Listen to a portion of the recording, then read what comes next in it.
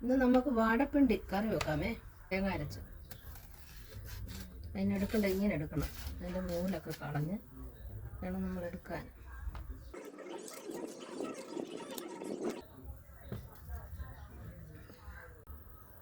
പിന്നെ ഇത് അരിയാമേ.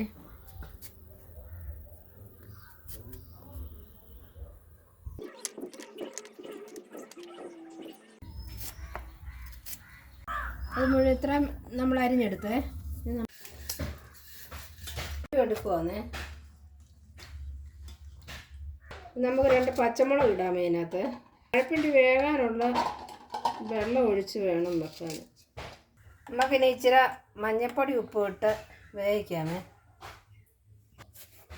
ഉപ്പും കൂടണം. നമുക്ക് ഇതിനൊന്ന് അടച്ച് വെച്ച് വേവിക്കാമേ. തേങ്ങയും ജീരകവും വെളുത്തുള്ളി മഞ്ഞൾപ്പൊടി ഇട്ട് അരയ്ക്കണം. ശരിക്കും നല്ലതായിട്ട് അരച്ചെടുക്കണം. നമ്മുടെ പിണ്ടി വെന്ത് നമുക്കിനി അതിനകത്തോട്ട് ഇച്ചിരി ആമ്പുളിയാണ് ഞാനെടുത്ത്, അത് നമുക്ക് ഇച്ചിരി ഒഴിച്ചു. ഇനി നമുക്ക് അരപ്പ് ചേർക്കാമേ. തേങ്ങ അരച്ച് കഴിച്ച് ഒത്തിരി തിളപ്പിക്കരുത്. നല്ലതായിട്ട് ചൂടായി കഴിയുമ്പം വാങ്ങി വെക്കുക. അപ്പോൾ എണ്ണ ഒഴിക്കാമേ.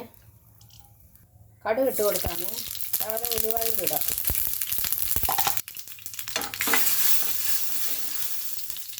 ഇനി ചുമന്നുള്ളി ഇടാം.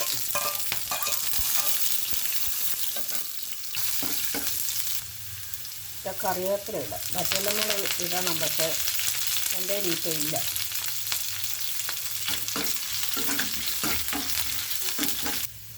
നമുക്കിനി ഇച്ചിരി മുളക് പൊടി ഇട്ട് കൊടുക്കാം, ശകലം.